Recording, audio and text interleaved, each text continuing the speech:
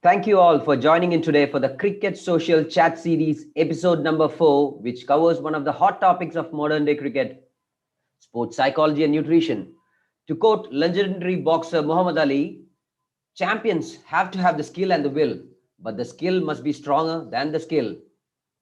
In modern day sports, pressure situations are regular events that occur every day, both on the professional and amateur level.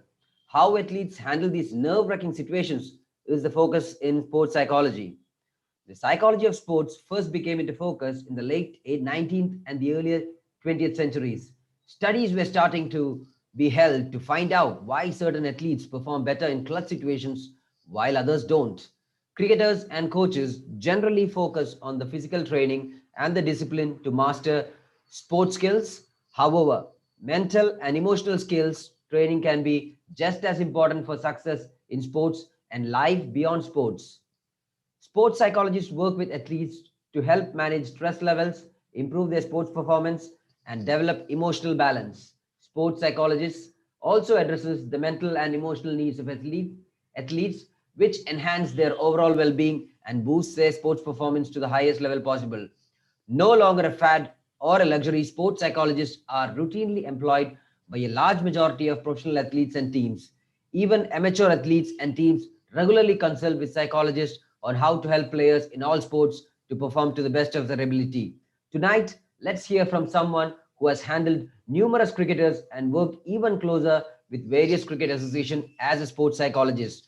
To learn more about the essential of sports psychology, mind rituals, and diet plans for cricketers, please welcome our speaker, renowned sports psychologist and exercise nutritionist, Miss Aarthi Nandagopal.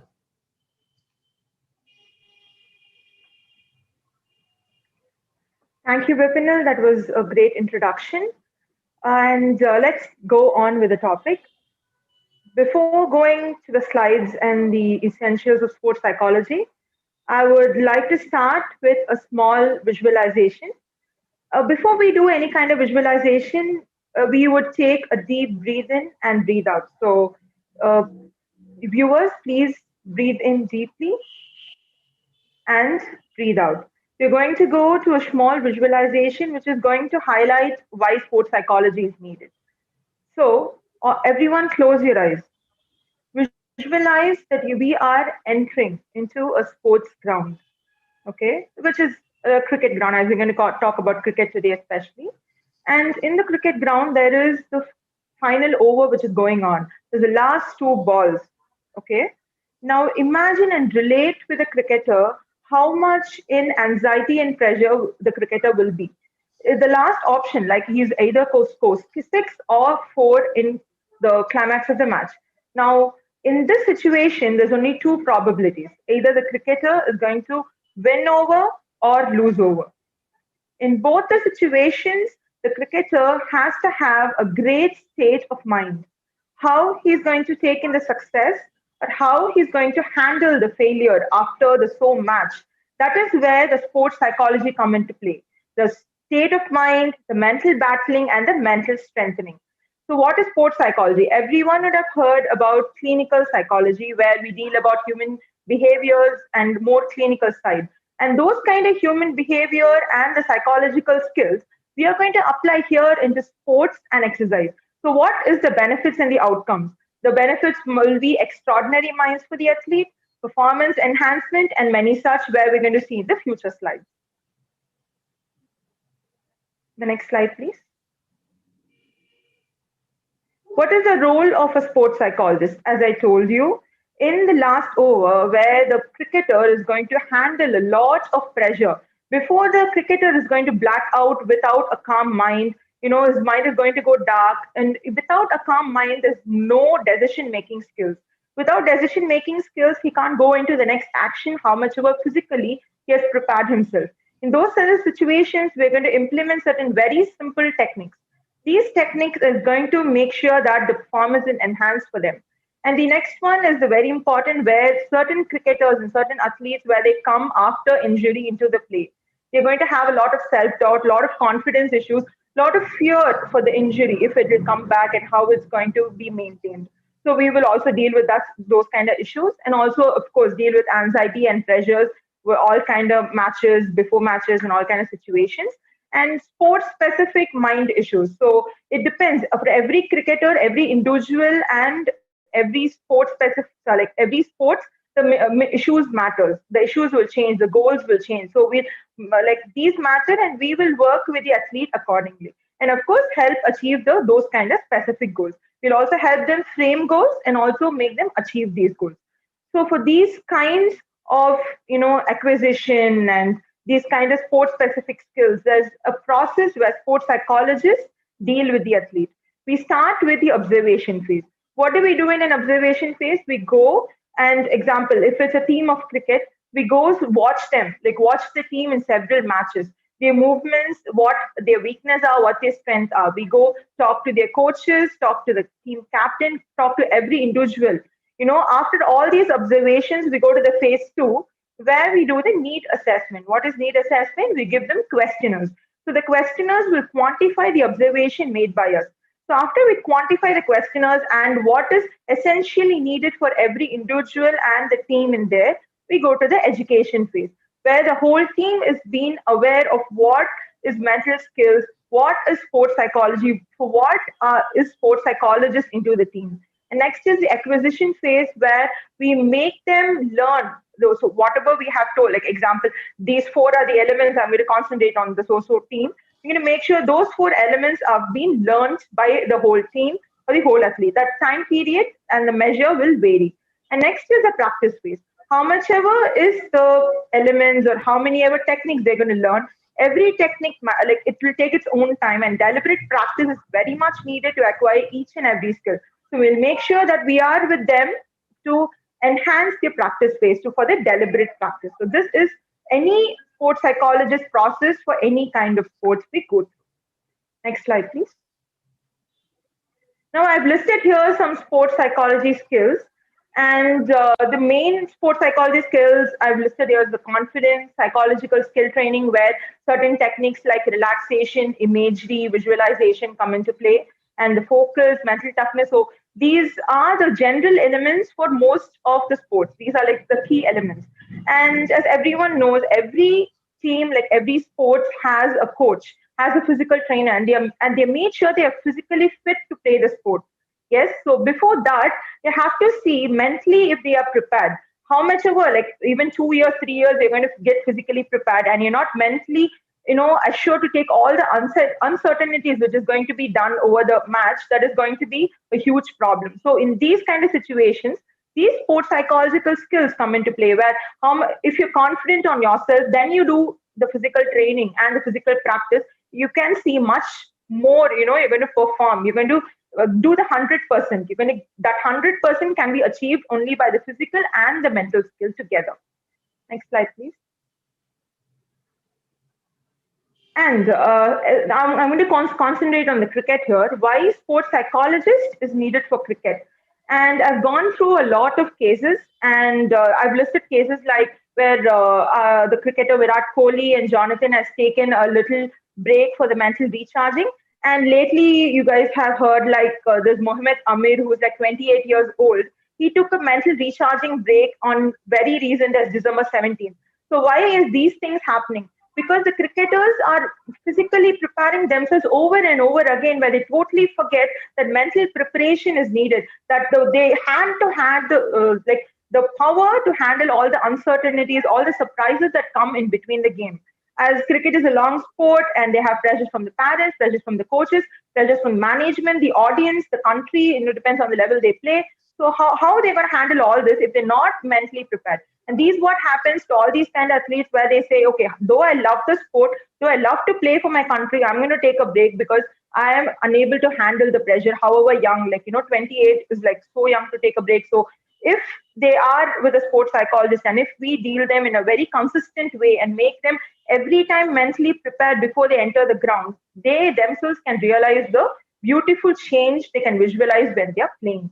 And as the major thing in cricket is the pressures, the anxiety, and these things occur is because one thing is confidence, one thing is they are not able to mentally battle themselves. The other important thing is the mindfulness. They are not mindful on what they perform in the ground. what they're up to in the ground. Like they're like, okay, I'm physically prepared, I know who the opponent is, and they just come into the play. The mindful is how mindful, like in what style am I holding the bat and what style am I bowling. That conscious, if you be on the ground, if you be to the sport, the love for the sport will increase, and of course you will also become stronger. And these kind of pressures, like external pressures, you will be able to battle it so easily because the love for the sport, your confidence level is going to be boosted up, where those issues are going to be very, very small in front of you. So that's why I've highlighted this slide, why sports psychologist is essential in all the sports and especially in cricket teams. Next, please. And here, sports psychology and performance.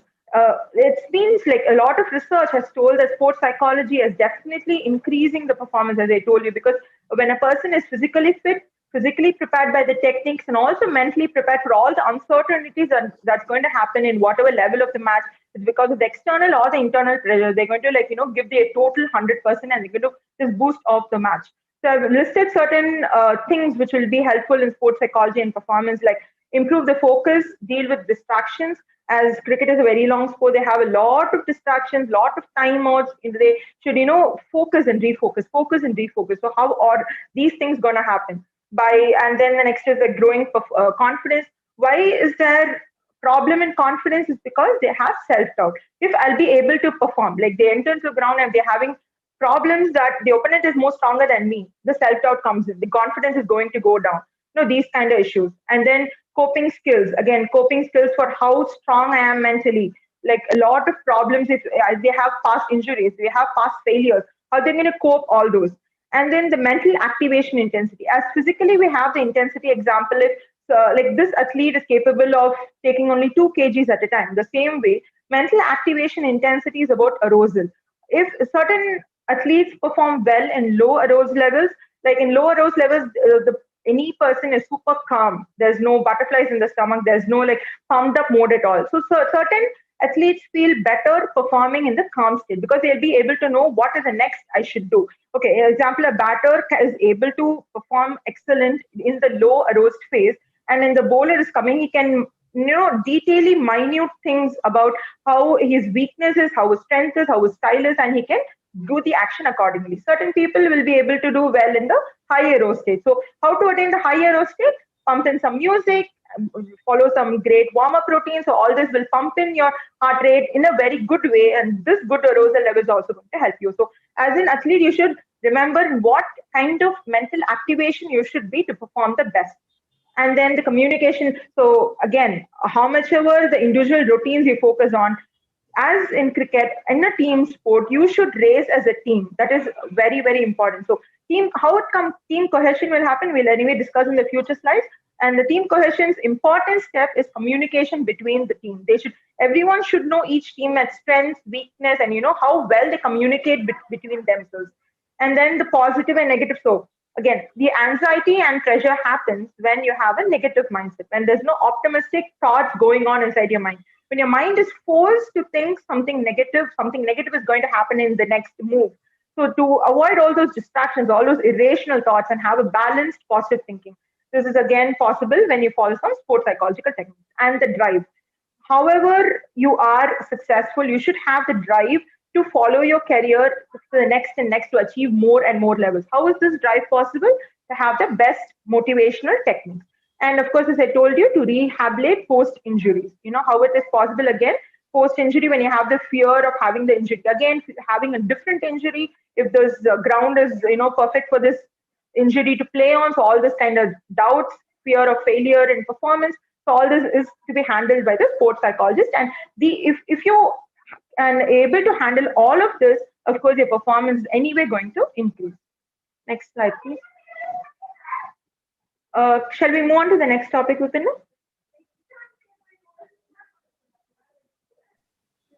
Before that, hi Aarthi. Before going on to the questions, can I take some questions from? Definitely. Okay, I've got one question from Mr. Sunil Vishwanathan. How to keep up hope when you're going through a string of low performances? Could you share some light on that? Yes. Definitely. So this hope is again a question when there's self-doubt. So there's example when an athlete faces repeated failures, and okay, he will hope one try, second try, third try, and even the fourth try is going to be a failure. And this is again happening. The fourth try and the fifth try, they're like, I'm going to quit the sport.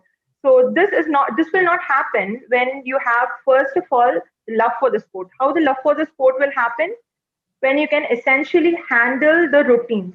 So it's not about in that one day match how I'm performing. It's not about that one day. Any successful athlete should follow certain performance routine that is going to give light on that one day. So that is why mental performance routines is to be like very, very important. That is why after the essentials of sports psychology, I've highlighted the topic called mind rituals, where I'll talk in detail. And one such performance routine is to have a personalized goal sheet. In this personalized goal sheet, how specific your goal is, for that goal, how much performance routines I should involve time with. So all kind of those kind of situations, how I'm going to handle. Like, should I put trigger words? Should I visualize? Should I talk to people I like? So again, individually, you have to know yourself better, and also provide a perfect goal sheet to help you. Though it is a failure, because of the goal sheet, that goal sheet is going to drive you and motivate you in a positive way, where hope and confidence is automatically going to like come in. Thank you. Fantastic, fantastic, Aarthi. I've got one more question from Okay. from Mr. Jairam Sadashivan from New Jersey, USA. So he is Okay. asking me, what are the duties and roles of a sports psychologist in modern cricket, and what is the timeline that you would give yourself to work with an individual and as a team to perform under a sports psychologist? Okay. So about the timeline, it totally depends on the goals and the sport specific certain mental issues we need to handle. So it totally depends. But the average timeline I would generally give any athlete I'm currently working on also is like 3 months. And every technique would probably take a month. Like it again depends how much the athlete is able to handle and the team is able to handle the technique. Again, it's not about the physical techniques, right? Mental technique is probably very much new in today's world, and they are accepting, but it's very new. So we should have deliberate practice. We cannot just say like, okay, this is the technique and just follow and move to the next technique. Until they master one technique, we cannot move to the next. The same way, until we master one goal in our goal sheet, we cannot move to the next. So that totally depends on the sport and the individuals. But the average timeline I would give is 3 months. And roles and responsibilities is, of course, I told you, it's not only about the performance enhancements, not only about handling anxiety, handling those kind of issues. It's about closely moving with the athlete and making sure we are there for the team, for the athlete, to have that bond, to relate with the athlete more, so that they will be like, okay, I don't have to lose hope, because as psychologists, they will help me and I can share anything and everything about the sport issues or about the family issues going on, because we are some people that they can trust and they can pour out things on. So when they pour out things to us, those kind of external stress anyway going to move on, right? And yeah, as I'm handling a lot of athletes and a lot of cricketers from the CAP, they all have these kind of issues. They're like, my parents are not supportive. And when they talk about this parents, one kind of stress is put on to me. And now they can focus into the technique when they go into the practice phase. So, these kind of things happen. But the average timeline is 3 months. Okay, Aarthi, thank you very much. I'll take one more Thank question you. from Mr. Rajesh Chauhan. And he says, Okay. hi, Aarthi, do you suggest some drills on any technique to deal with anxiety? I heard you mentioned it in your talk before a few minutes back. So Yeah. could you please answer this question? Yeah, I'm going to talk in the mental rituals anyway. So Okay. these kind of questions are actually based on the mental rituals. So maybe if we can move to the next topic, they can, get the answers from that. Okay, Aarthi. Let's move on to the Yeah. next topic. Sure.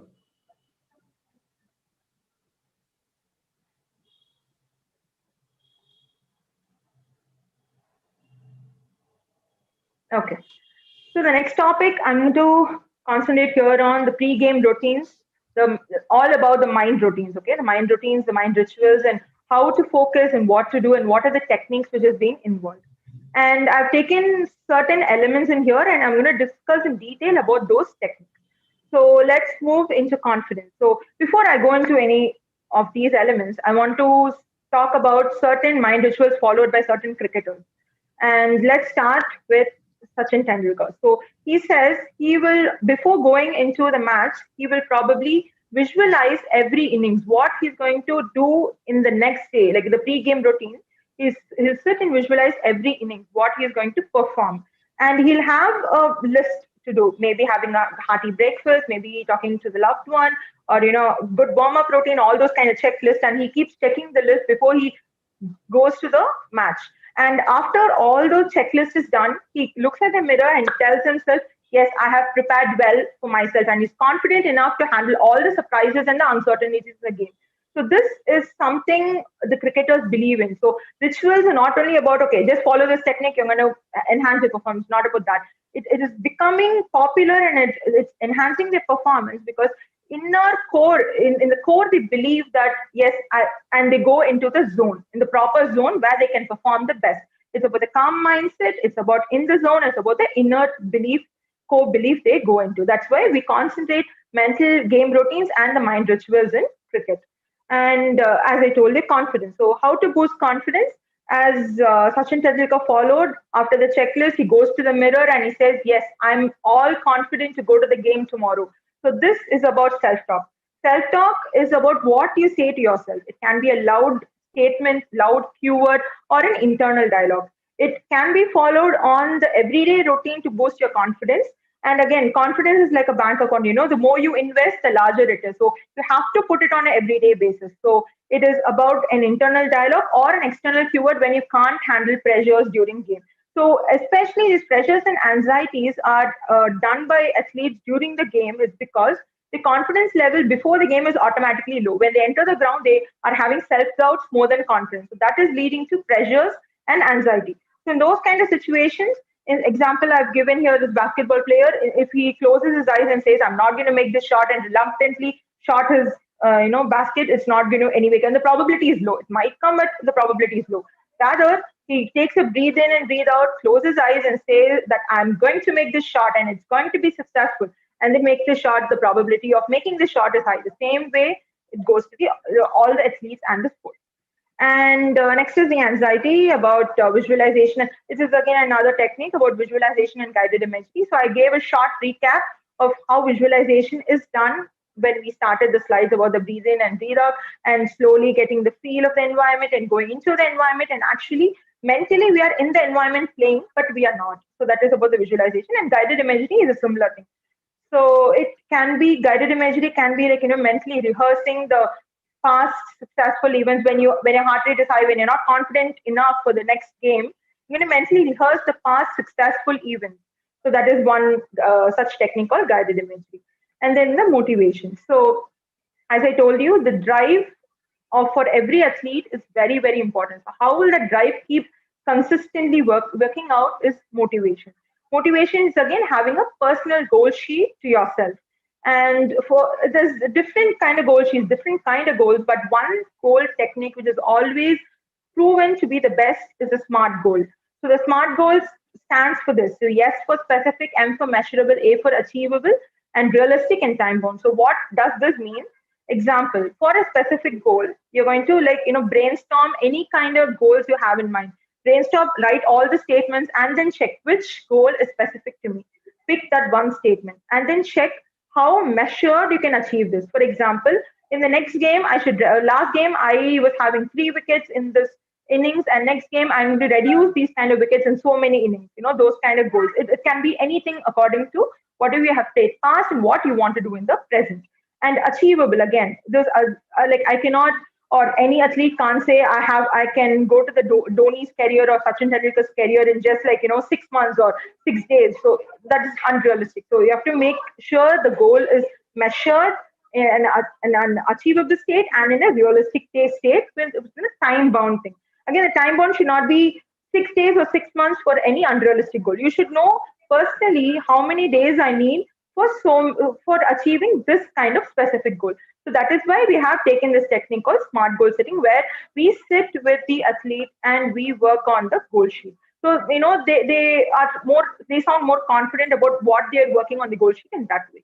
And the other major problem that occurs is choking under pressure. So what is choking under pressure is that, again, during the pressured situations where I have to score so many points to make my team win, in those kind of crucial situations, we kind of think that will arouse us to perform better. But in the other hand, it is going to make our mind collapse. The calm mind will move away. And in those kind of situations, the first goal is to make your mind calm. So how is that calmness going to be achieved? Either by doing meditation technique on everyday basis, even deep breathing. Like if you don't practice any kind of mind routine on in a regular day basis and just want to achieve in that day of the match, that is definitely not possible. For example, if you follow the deep breathing technique on an everyday basis in a quiet environment, and your body recognizes that is some body language you do to yourself to keep yourself calm, and the same technique you're going to follow during the match, and then again the body recognizes, okay, now we are under stress situation, we are in a pressure situation, now we are doing this action to make ourselves calm, and it will react in that way, help clear out all the negative thoughts, bring in the optimistic thoughts, and then you can play the action accordingly. That will definitely help you perform the best. Next slide, please. So these are some case studies I've listed for mental rituals. And the case one is Mithali Raj, as everyone would know. She's a national captain for the women cricket. And it seems that she always reads a book before her match. So what does this say? The body language for every athlete is very important. The body language you observe from the opponents and you give to the opponents. These are some cues for the weakness and the strength. So when she reads the book, she makes sure she puts all her negative, positive, and balanced thought into the specific book. And when she sits erect and reads the book, she feels confident on herself. Okay, the one thing is that she eliminates all the distractions and the negative thoughts and the unnecessary influence from if you talk to people right before the match, like unnecessary distractions. And the second, she is boosting her confidence by the perfect body language. Is showing to the opponent, yes, I'm confident enough to come play now. That's all about certain mental rituals. You have to know what kind of mental rituals will calm you down, will boost your confidence, and will make you the best to give your 100% towards the match. And the next athlete I've listed is Sarah Taylor, who is a wicket keeper. She was also famous with consistently performing, and then she retired. So what made her retire? And what she understood after a mental recharging comeback is that she faced a lot of anxiety issues. She told in one point of time, if I don't concentrate my health, I'm feeling difficult to breathe. I'm unable to breathe and come out of it. So why is all this happening? Is because it's not about only her, it's about a lot of athletes not giving importance to mental preparation. They're like, okay, mental preparation will keep coming if I do the physical preparation. No, that is never possible. As you give importance and consistency in the physical routines, the same time, the same way, when you invest in the mental routines, the both will consistently help you to follow the best. And so that you can also avoid these kind of anxiety putting you to the worst. And here is a very interesting technique called the 4C method. So the 4C stands for concentration, confidence, control, and commitment. And these 4Cs is going to make you the most successful cricketer or the successful athlete. But how is this possible? Let me explain one by one. So the concentration, as I told you, cricket is a very long game. You need to refocus after every timeouts without getting distracted. So in those kind of situations, how do you concentrate? You're going to ask yourself two questions. In what am I most distracted in? In what am I most concentrated in? So in the answers you get in these two questions is going to help you make a trigger word or a trigger statement. And so in the times where you're unable to concentrate and your mind goes to the distractions or your mind goes to something else which is not needed, you're going to say the cue word to yourself, boost you up and help you refocus. The other is the confidence. As I told you, confidence is not a one-time thing. No mental ritual is a one-time thing, but anyway, confidence especially is something you do on an everyday basis by positive affirmations on yourself. And next is the control. Control is something really, really important, which is again not given importance because people think that is eventually common. That's my trait, that will eventually come in. But it is all about how you control the controllables and becomes the best coach for yourself. That is about the control. If an athlete is able to control his or herself the best, they will definitely not go into emotional burnouts. They'll not lose the love for the sport. So there are many aspects to it. That's why control is the most important factor to be considered. And then the commitment. In whatever mental techniques you follow, whatever time you invest for your sport, if there's no commitment and the right attitude and the right motivation to your sport, definitely success is a question mark. That is why I've given commitment as the most important C here for following. And commitment is all about your routines on an everyday basis. How successful an athlete is done by observing their everyday routine, not only on that match, how important the goal sheet he follows, how important he tracks his record on an everyday basis, and how important he takes his sport as, the right attitude towards it. So that makes all the four C's towards your success. Next slide, please. Now we'll go into individual mind routines. First, let us consider batting. Here I have taken relaxation because, as I told you, a lot of batters, face those kind of pressures. They black out in the middle of the match. So what they can do? So before they bat, before they go into their action, first watch the game around. So these can be practiced during the practice session so that they can implement on the day of the match. So first they should watch the game, take in the visual cues. Okay, who are the strong fielders here? Who are the weak fielders here? Is the bowler having any kind of specific action or specific style to be followed where I can knock him down? Those kind of observations is very important. After you observe, you're going to go into the relaxation technique where you close your eyes, breathe in deeply, and then breathe out all the toxins, all the negative thoughts you have, relax your muscles, be comfortable with the environment, be settled, attain a body language very strong, like heads up and shoulders up and all that. You're going to show your opponent, yes, I'm strong for the next ball. And then do the visual cue to your bowler and then have a strike. Next, please.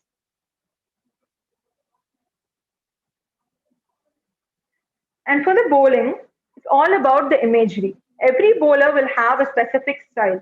So how they can become a successful bowler is that they have to, for each ball, they have to mentally visualize how it's going to be. How, before they go into, again, before they go into the action, first get the feel of the match conditions, about how the weather is, how the environment is, under the foot, how the ground is, and all those kind of feel, smell, and all kind of feel, get comfortable, feel at home with the environment, and then observe the batsman's preferences, batsman's strengths, weakness, what kind of style he has again, and then be happy with your field before bowling. Know your role. Okay, I'm the bowler, I'm happy, I feel at home in my environment, I'm going to do my best, this is my style, and then for each ball, only do the rehearsed deliveries, you do the practice session.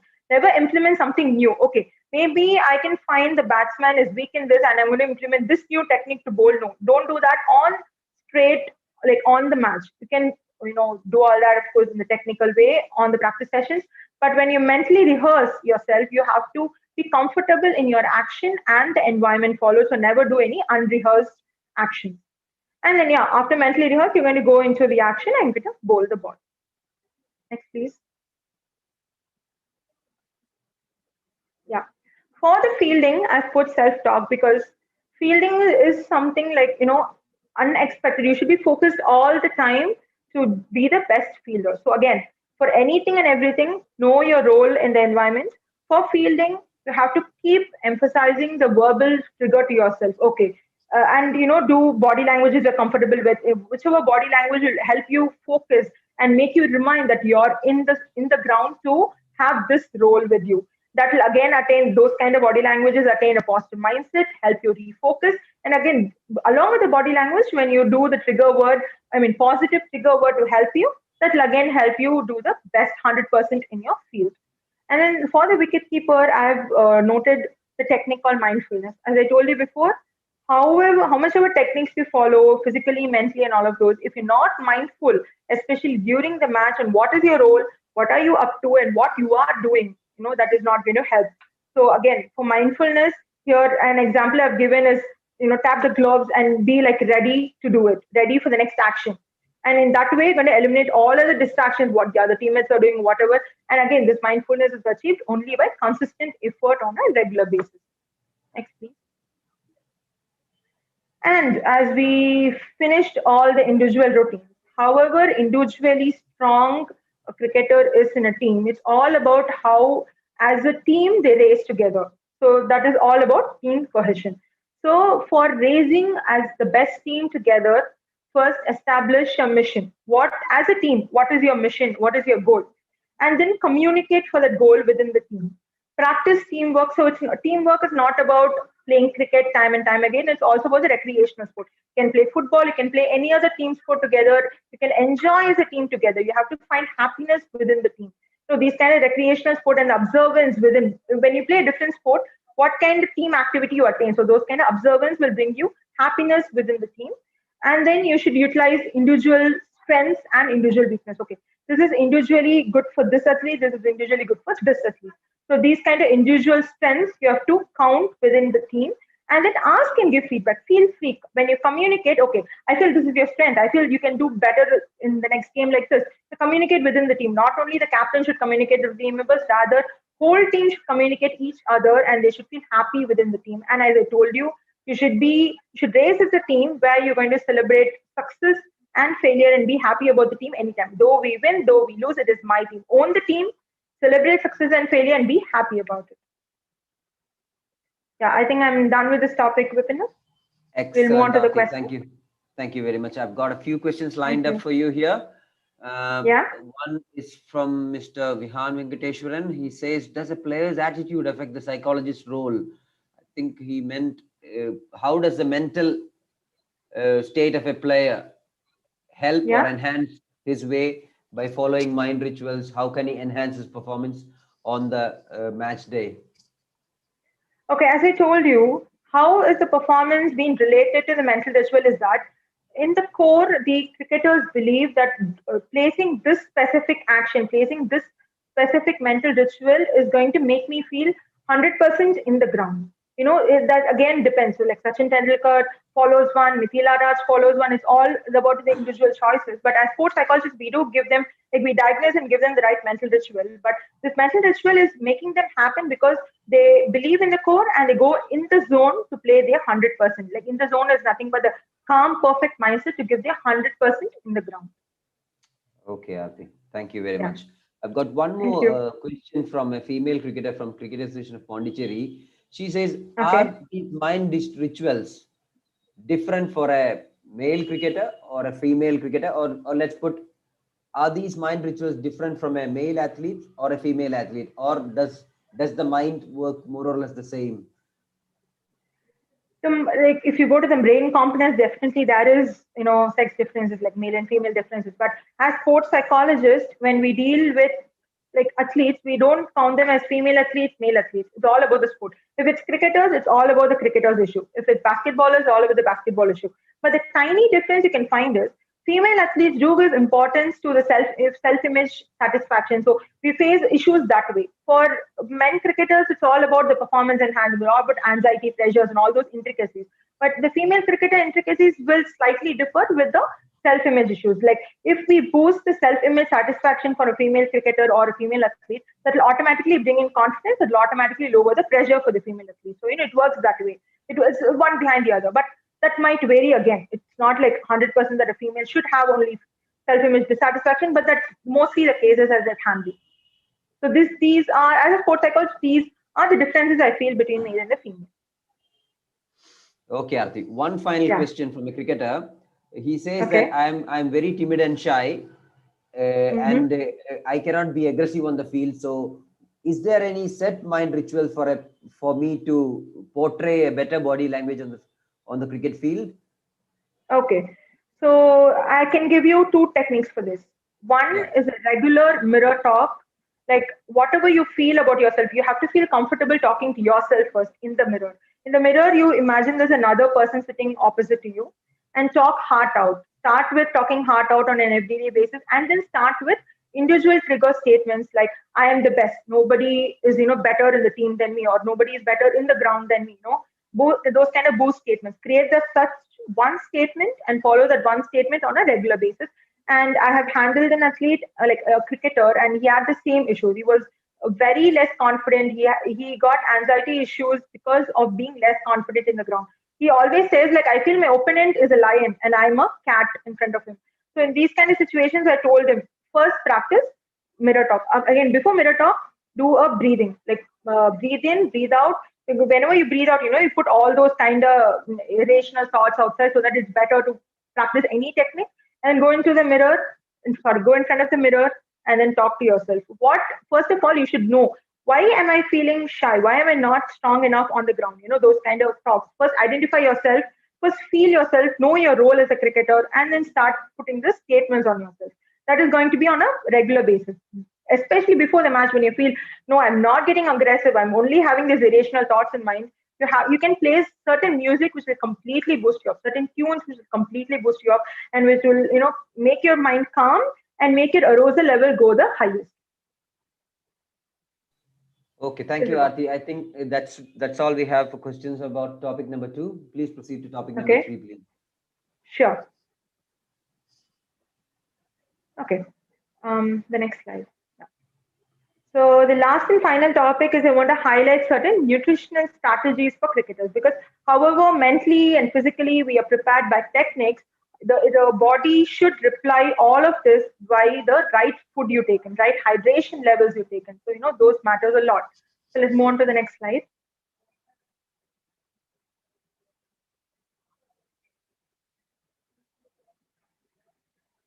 Before I go into the right food options, let us know the importance of hydration. Especially in situations of choking under pressure and anxiety, if your throat is dry and if you're not well hydrated, you'll easily feel weak, you'll easily feel blacked out. That is one main situation where the athletes, easily go into that. So for preventing all of those, make sure you're hydrated. 3 liters of water is compulsory, and it's not 3 liters of water on one go or on one go before the match. Not about that. It's about having in a paced manner, as I've given here. Sip 200 to 250 ml of water at intervals is because you have to constantly wet your throat and make sure your throat is not dry enough to choke when you're in a pressure situation. And then, how do you know you're hydrated? It is by monitoring your urine levels. So make sure your urine levels are always pale so that it shows that you're hydrated. And apart from water, you can consume fluids like carbohydrated water, carbohydrated drinks, electrolytes, fresh juices. I would not recommend canned juices because it has high sugars in it and it's not recommended. So fresh juices like beetroot juice, watermelon juice, and all of those. And for quick recovery, of course, carbohydrated drinks a lot and available, but that's again can be done by fruit juices. And you have to avoid certain intolerant food. You should know in which foods I'm intolerant with. So those kind of foods you should avoid. Those kind of meal options you should avoid because that will cause you GI troubles. And of course, every athlete should avoid caffeine and alcohol before the match or before the match days. And then these are some options I've listed. It's like few options you can consider. So it's all about meal options are all about how you manage carbohydrates and proteins in a proportionate manner. So the options I've listed here, it contains a balanced amount of both carbohydrates and proteins that will give you better energy to your muscles to work post recovery and also pre.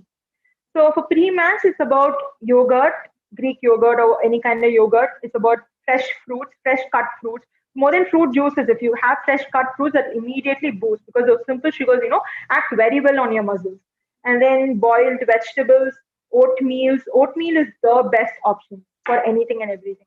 And then during the game, I would recommend, as I told you, any kind of fluids like fruit juices. Water is more than enough, but if you feel water is not much enough, because mentally we think water is not going to boost me up, so in those cases you can take fruit juices, carbohydrate drinks, energy drinks, and all this. Again, post match recovery is very very important because you need yourself strong for the next matches for your long career in life. Not only about I constantly pre-match and post-match I just leave it out. No, as pre-match you give importance, you have to give importance for the meal options post-match. So I've listed here some low-fat cheese, and banana with peanut butter is the best option because that combination will replenish you like immediately. And whole grain, those you have to avoid white stuff like milk, white butter, or white breads and all those. So whole grain, multigrain, brown bread is all is needed. And then lean meat like chicken, white fish, and vegetarians can consume chenna and sprouts and all of those. And then lemon juice with chia. So chia is again something which will immediately help you in replenishing. And lemon is a great supplement instead of carbohydrate. And here I have highlighted some do's and don'ts in the cricket diet. It is very simple and there's like a lot of misunderstanding what I should do and what I should not, to clear all that.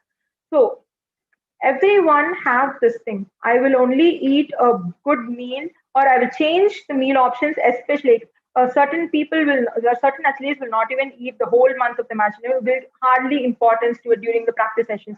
And they will suddenly change the meal options they never used to before the day of the match. So never do that. Only eat options you have always ate a whole life, not try something new. And then always eat a week before, like fuel up the following week. Example, Friday is your match. From Monday, you're going to keep fueling you up step by step until Friday. It's not about Thursday night, I'm going to put everything in my stomach, and then Friday I'm going to have a huge performance. That's not going to happen. So it's about consistently fueling you, consistently building you up. And again, include lean proteins, a lot of fibrous vegetables. And before the match, what is the best option is that you're going to combine complex carbs with lean. So complex carbs is like ragi, is like multigrain toast and all of those options. With lean proteins, as I told you, like chicken, fish, turkey, and for vegans, it's sprouts, pulses, chennas, and all of those. With fibrous vegetables, this option will definitely help you perform the best because it will not give you GI troubles, it will not give you acid reflexes or nothing. And the most important is about what you eat and also when you eat. If you eat this option 30 minutes before the match, you're not going to give the 100% performance because, of course, you will need some time for the food to digest and give you the energy possible. So you have to eat 2 to 4 hours before the match. And then breakfast is the most crucial. Like whenever your match is, however long your match is, make sure you have a very hearty breakfast that is going to provide you the whole day calories and whole day energy to give it out. If you're unable to have a breakfast, at least have a fresh fruit smoothie or smoothies with yogurt and fruits, with all kind of sugars, which is naturally, replenishing. And then, as I told you, follow a hydration strategy. And don't just do not consume fried food, packed food, junk food, and heavy fat food. Like, even in cheese, you can go to low fat cheese options where the protein is higher than fats. Fats is very hard to digest, and these will again cause you GI troubles. Whatever is not fast in digesting, especially pre-match, that is going to cause you digestion troubles, which will lead to acid reflexes and GI troubles. So we don't recommend all those. And when I say hearty breakfast, is not about the chocolate bars, not about replacing your breakfast with any kind of bars. You can have bars during the timeouts. That's again, you can replace it with fruits, but bars is recommended in there, but never during the breakfast timings. Always try to have a hearty breakfast and avoid too much of carbonated drinks or sugary drinks like Pepsi and Coke and canned juices and all of those. And again, when you have timeouts, avoid having high calorie sweets, cakes, chocolates. Have instead bananas, apples, bananas with peanut butters and toast with peanut butters, any of those. It's about natural sugars giving us replenishment. Next, please. Okay, this is some healthy guidelines for female cricketers. As I told you, you have to avoid high salt, high sugars, no, definitely not processed or junk food.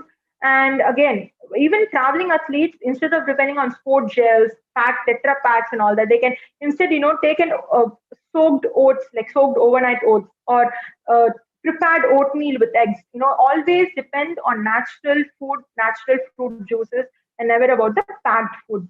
And again, as I given you here, target juices, vegetable fruits, and as I mentioned earlier, compulsory 3 liters of water intake is a very important 3 liters in a paced manner throughout the day, not at one go. Next, please.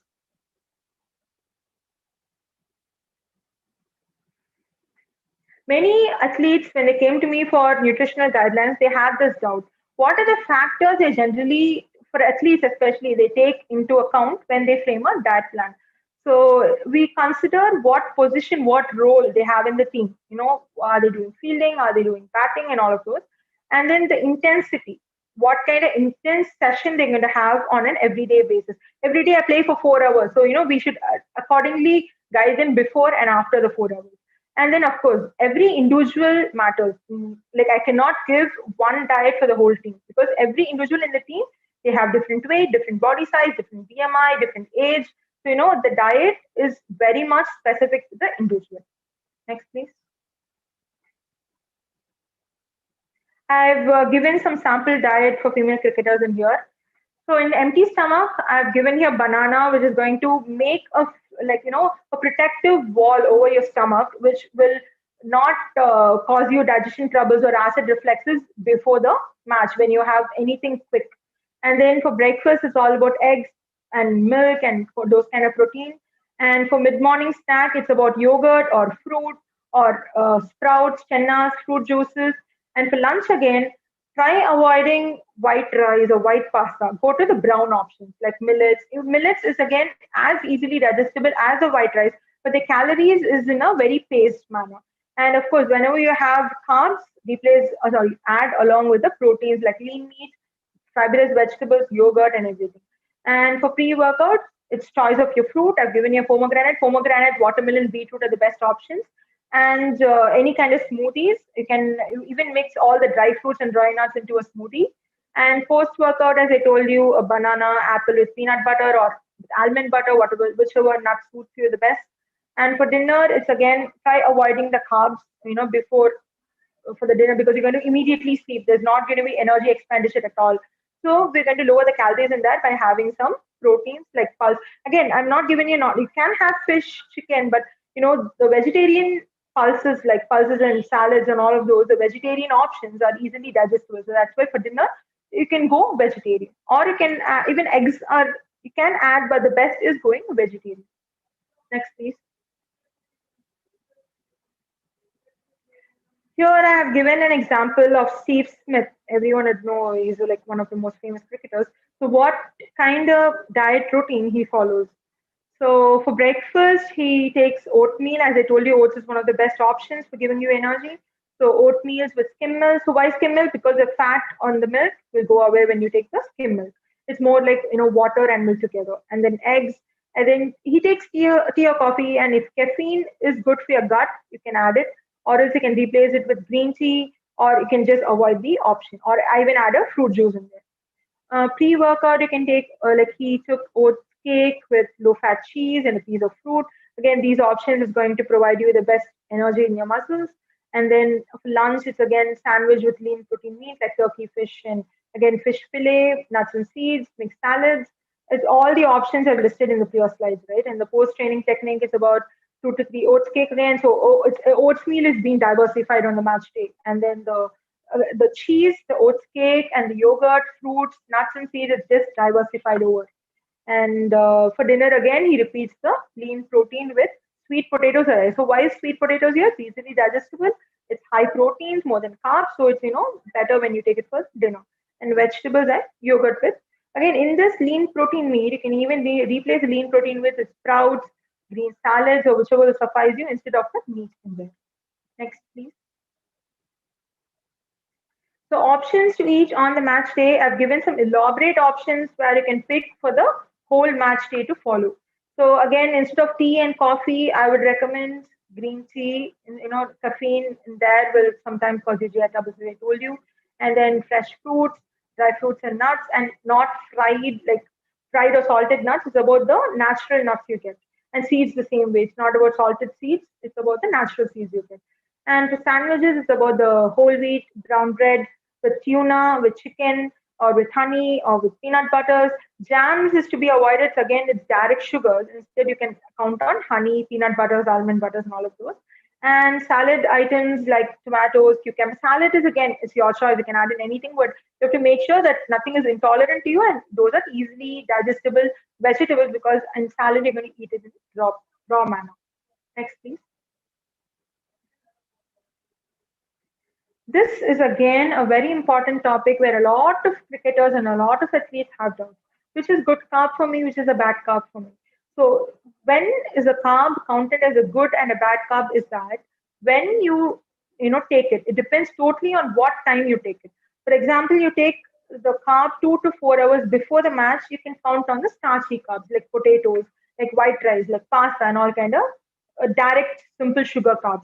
Rather, if you want to take it after the game, or you want to follow is it as a routine in your diet plan as an athlete, then you can count on the protein and the fibrous carbs like fibrous vegetables, and which contains a lot more vitamins and minerals. And instead of only simple sugars in there, you get a lot more tiny minerals and vitamins, which is going to help you on a regular basis. So it's all about when you take it and what choices you make.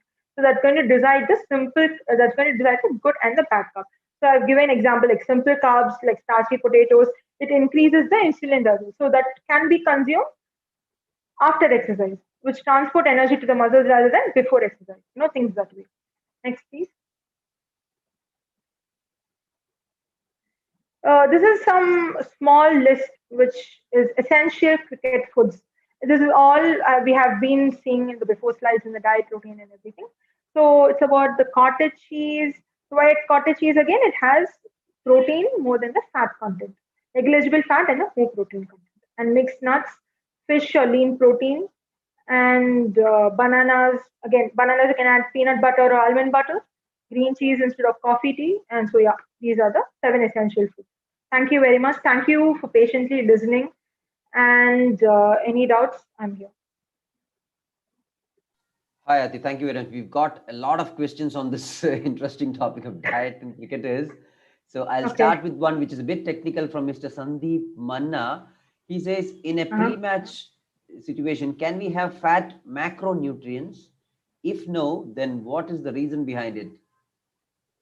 Again, as I told you, there is good fats and bad fats. Bad fats is like the fried foods and everything, where it definitely don't help you digest and don't solve the purpose of giving you energy. Good fats can be counted on a regular regime. Like, in your plate, what is a balanced diet when you also have fats in your plate, good fats in your plate, but definitely not in a pre-game routine. Why is because only proper amount of carbohydrates and proteins. First point, they digest faster. They give you those kind of simple sugars and the added proteins will give you the proper energy to your muscles to go play the long day match. Like the calories can be counted with the carbs first, and then the proteins, and then the fats. It's not like zero fats, negligible fat with a moderate amount of carbohydrates and protein.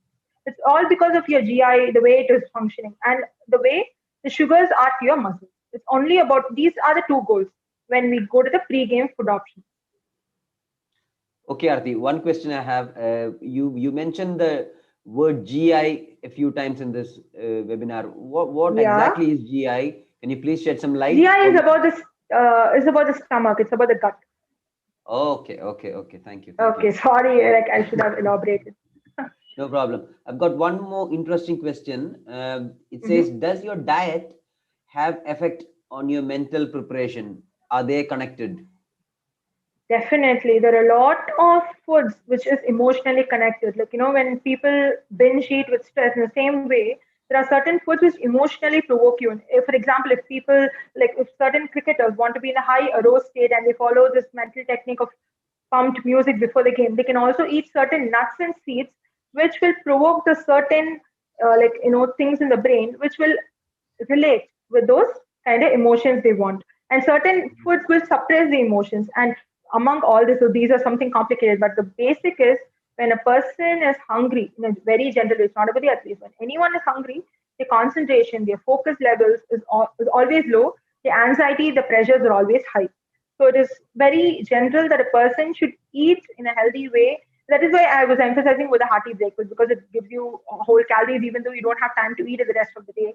And the meal options are quite complicated to select on when you have matches and timeouts and etc. So you should not starve, like any athlete or anyone should not starve when you want to perform and give the 100% in anything. To make sure your stomach is filled with good options without troubling it. That is all about it. Okay, Aarti, I have one question from a parent, and it goes Uh-huh. like this: at what age can a kid start his individual diet plan? Very interesting question. Yeah, so it is again depending on the sport because in certain sports like gymnasts where they go very young into the sport and they might need a diet plan from the age 10, but average age I would recommend a perfect diet plan, a regime to be followed is from the age 12 or 13. Before that, they should follow some good choices. It's not they can eat pizzas and junk food, it's not about that, but following a perfect regime, it can be done after a level of 12 and 13, where athletes are again in an intermediate level. Now, most of the athletes might not be in the beginner level, so it might complement well with them. Okay, Aarti, one final question from a coach. He says, Okay. what's your take on protein shakes, nutrient supplements like bars and multivitamin tablets? Okay, What would you as a recommend? Yes. professional, yeah, as a professional, I don't do this at all. I'm handling a lot of athletes and also people for weight loss and everything. And I do their goals completely natural. It's all about what are the natural foods which is available. It might cost you high, or even the supplements sometimes cost you higher than the natural foods. So it never depend on all that. Some people do it for muscle building and all of those, but definitely the natural foods might take you extra time. Like maybe the natural food take you 6 months, the protein bars or whatever will take you 3 months, but the time invested on the natural foods is on the consistent process that will give you long term without any effects on it. Rather, these kind of protein bars and everything, for some people, they end up with kidney failure and lot of other effects, which is not which they don't look after. They don't know that it will cost them, and they just take on a like. But rather, they can. Some people take whey protein because they are a vegan, because they cannot take egg whites. In those kind of situations, is acceptable. But when you can, when you're not intolerant and you're able to eat all the natural foods which has been recommended, please go for it. Thank you, Aarthi. Thank you very much for the excellent insights shared to all the cricketers and parents who have joined us today from worldwide. This was a Thank you. fantastic webinar about the importance of sports psychology, mind rituals, and diet plans in cricketers, which was super informative for me personally. And I hope that's the same with all the participants. I really like the point where you mentioned the self-talk rituals, even by the god of cricket, Sachin Tendulkar, and also about Mithali Raj reading a book to calm her nerves and to stay positive. I would personally like to hear from all the participants about your experience in this webinar. Special mention and gratitude to all the participants, the panelists, the CricketSocial webinar team, and the technical support without whom this event wouldn't be a grand success. Please email us your valuable feedbacks and questions on info@cricketsocial.com. For more insights and updates about the future chat series episodes, please follow us on Facebook, LinkedIn, Twitter, and YouTube. Let me take this opportunity to wish everyone and their families a healthy, prosperous, and safe New Year 2021. See you all shortly in the CricketSocial chat series episode number 5. Until we meet again, it's your host, Vipin Lal Manikot, signing off. Thank you and good night.